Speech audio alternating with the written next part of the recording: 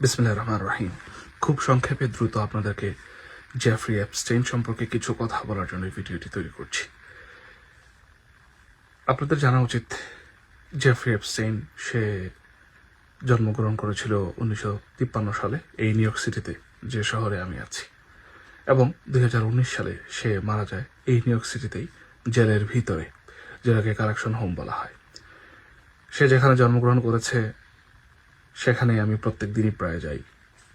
যেখানে সে মৃত্যুবরণ করেছে, কারেকশন হোম, আমার ঘর থেকে হয়তো 15 থেকে 18 মিনিটের রাস্তা। তো তার ব্যাপারে কয়েকটি ঘটনা বা ব্যাপার খুব দ্রুত আপনাদেরকে বলি। আপনারা জানেন যে ডিপার্টমেন্ট অফ জাস্টিস ডিওজে রিসেন্টলি যে ক্লাসিফাইড ফাইলগুলো ছিল সেগুলো রিলিজ করেছে, প্রায় 3.5 মিলিয়ন নথি সেখানে।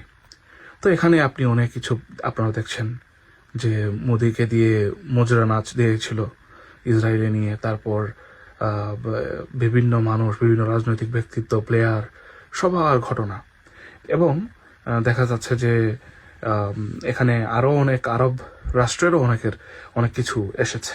ফর এক্সাম্পল ইউএইর শাসক ফাঁসাতে চেয়েছিলেন সৌদি আরবের শাসক, এই ঘটনাগুলি। তো এগুলো সবই হচ্ছে আসলে মানুষকে বিভ্রান্ত করার একটা পথ। আপনারা চিন্তা করেন যে এই 4.5 মিলিয়ন যে নথি, এগুলো যদি বাংলাদেশ সহ সারা পৃথিবীর যে মিডিয়া যেভাবে কভার করছে, 2026 সাল চলছে আপনাদের, এখন দেখা যাবে 2040 সাল শেষ হয়ে যাবে এই নথিগুলো, এবং এগুলার চুলচেরা বিশ্লেষণ, মিম ভিডিও বানানো, এগুলো শেষ হবে না। আপনাদেরকে এক স্টেপ পিছনে চলে যেতে হবে, মূল কথায় চলে যাই। জেফ্রি এপস্টেইন যে ছিল, সে ছিল একজন স্কুল শিক্ষক, এবং সামহাও সে মোসাদের নজরে পড়ে। মোসাদ হচ্ছে ইসরায়েলের গোয়েন্দা সংস্থা। আমি খুব সহজ টার্মিনোলজি ইউজ করব, সহজ ভোকাবুলারি ইউজ করব। আমি ডিপ্লোম্যাটিক টোন বা ফ্রেজগুলো অ্যাভয়েড করব, যাতে সবাই সর্বসাধারণ বুঝতে পারেন।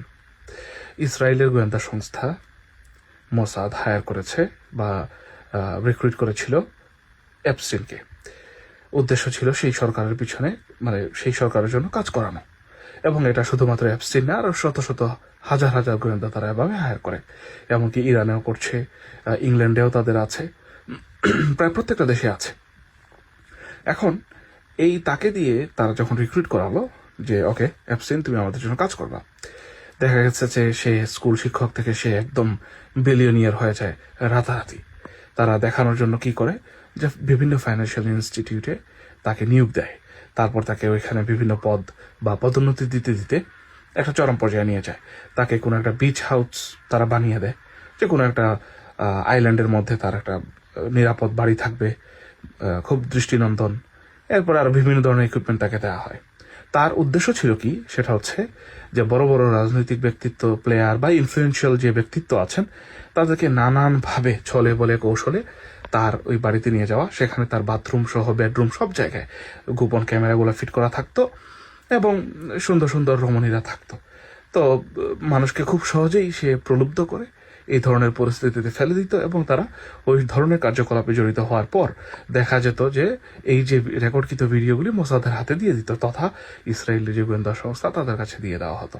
তারপর থেকে নিয়ে মরা অবধি তাদেরকে ওই রাষ্ট্রের জন্য কাজ করতে হতো, অন্যথায় তাদের এই গোপন ভিডিওগুলি প্রকাশ করে দেওয়ার, গোপন তথ্যগুলি প্রকাশ করে দেওয়ার হুমকি দেওয়া হতো। আপনারা এই যে দেখছেন যে ইরানের সাথে যুদ্ধ করতে হবে, এই কথা ইসরায়েলের প্রধানমন্ত্রী নেতানিয়াহু বলে, এবং এটা এক্সিকিউট করে কে? ট্রাম্প। কেন?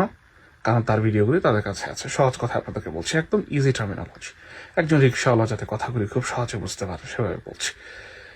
এভাবে আপনার এখানে যুক্তরাষ্ট্রের যে সেনেট, তারপর যে কংগ্রেসম্যান, সেনেটর, সবার মোটামুটি ইনফ্লুয়েন্সিয়াল যারা আছে, সবার দেখা যায় যে কোনো একটা দুর্বলতা তাদের কাছে নিয়ে রেখেছে তারা।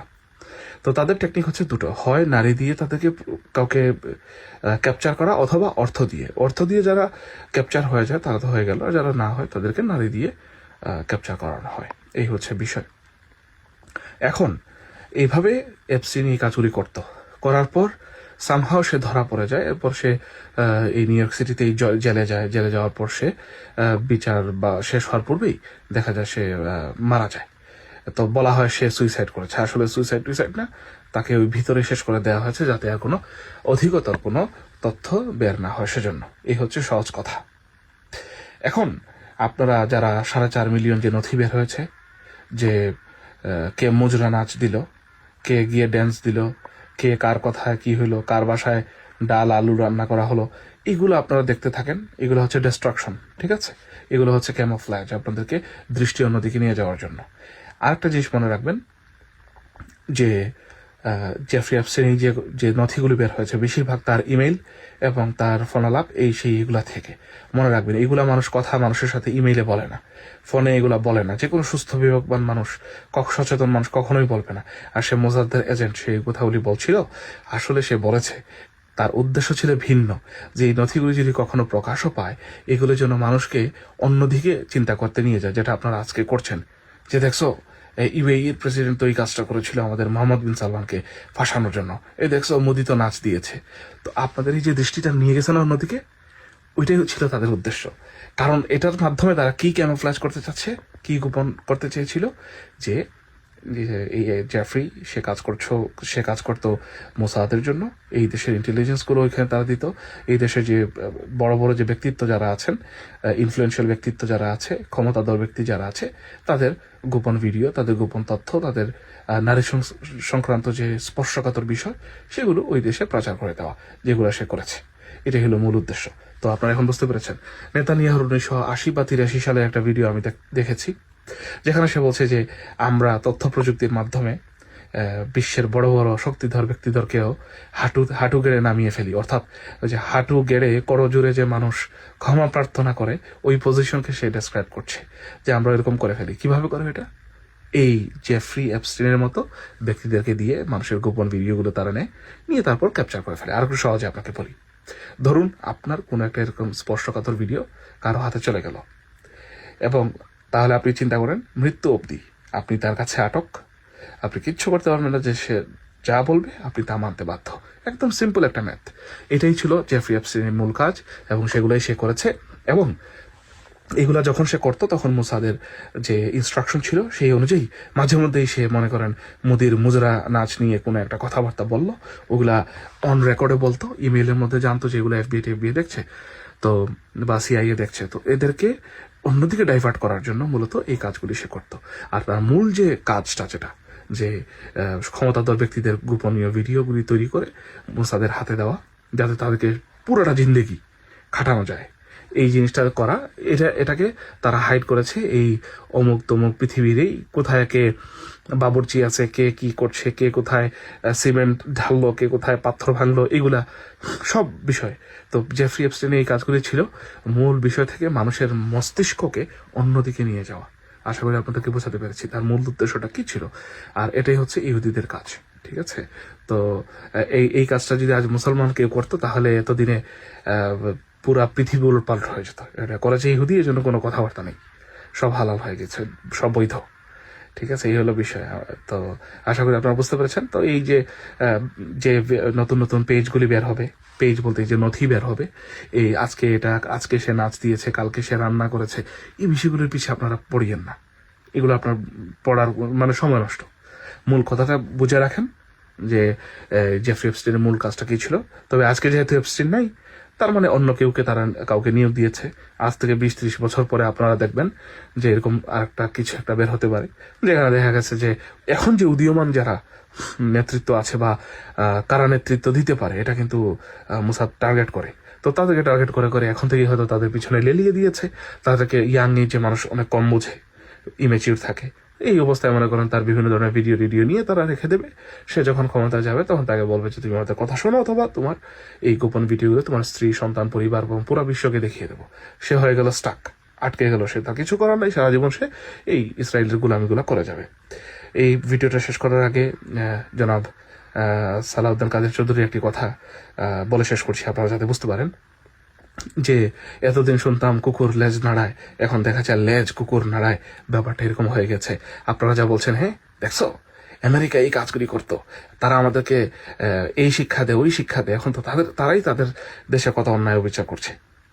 আসলে ভাই আপনারা বুঝতে পারেন নাই, আমেরিকা চালায় না, ইসরায়েল আমেরিকা চালায়। সহজ কথায় বললাম, আপনারা গুগলে গিয়ে এখানে AIPAC, এই অ্যাপেক আমেরিকাকে চালায়, এটা হচ্ছে ইসরায়েলের একটি লবিং ফার্ম বললে সব ভুল হবে, একদম সরাসরি ইসরায়েলের একটা প্রতিনিধি দল যারা এই সব কিছুকে কোলাবোরেশন করে, হ্যাঁ, লিয়াজও করে দুই দেশের মধ্যে, এবং তাদের কথাই সবাইকে চলতে হয়। তো তারা যখন বলে যেটা, ওইটা এক্সিকিউট করে এরা, ঠিক আছে, এই আমেরিকানরা। এরা হচ্ছে বোকার দেশ, এই দেশটা, তারা বোকা, তাদেরকে মূলত চালায় ওরা, 100% ওরাই চালায়, ইসরায়েলিরা, আর বলে যে আমেরিকানরা চালাচ্ছে। তো আপনারা এই দেশে যাই দেখছেন, এগুলো আসলে এই দেশের বোকা মানুষদের কাজ নয়, এটা তাদেরই কাজ। তো এটা দোষলে আপনি ওদেরকে দোষেন, এ থেকে দোষের লাভ নেই। এরা এতটুকু দোষী যে এরা বোকা, এদের কোনো জ্ঞান নেই, নির্ভুত একটা জাতি। তা না হলে তারা কি গরু ছাগলের মতো রাস্তায় খাটে নাকি? আপনি দেখবেন সকাল 9টা হলে ওরা অফিসে দৌড়াচ্ছে, এই হোয়াইট আমেরিকানের কথা বলছি, গরুর মতো সারা জীবন কাজ করছে, হ্যাঁ, কিন্তু কাজ করছে কার জন্য? ইহুদের জন্য। ফার্মের মালিক কিন্তু ইহুদি। যত বড় বড় প্রতিষ্ঠান আমেরিকার, অ্যারাউন্ড আমেরিকার $100 মধ্যে $80 মালিক ইহুদিরা। তো টাকা ওদের, এই কাজকর্ম করে এরা, আর আমরা যারা আছি আমরা ঘর দুয়ার মুছি, এই ঝাড়ু টাড়ু দেই, তাদের এই চা কফি বানানোর কাজ আমরা করি, মানে আমরা যারা ব্রাউন, এই হইল পার্থক্য। তো মূলত ওরাই সবকিছু চালায়, আর এই দেশের এই বোকা হোয়াইট আমেরিকান যারা আছে, খ্রিস্টান যারা আর কি, মূলত এই বোকার মতো চলে এরা। তো এই হলো অবস্থা। আশা করি আপনাদেরকে বোঝাতে পেরেছি। জাযাকাল্লাহ খায়র।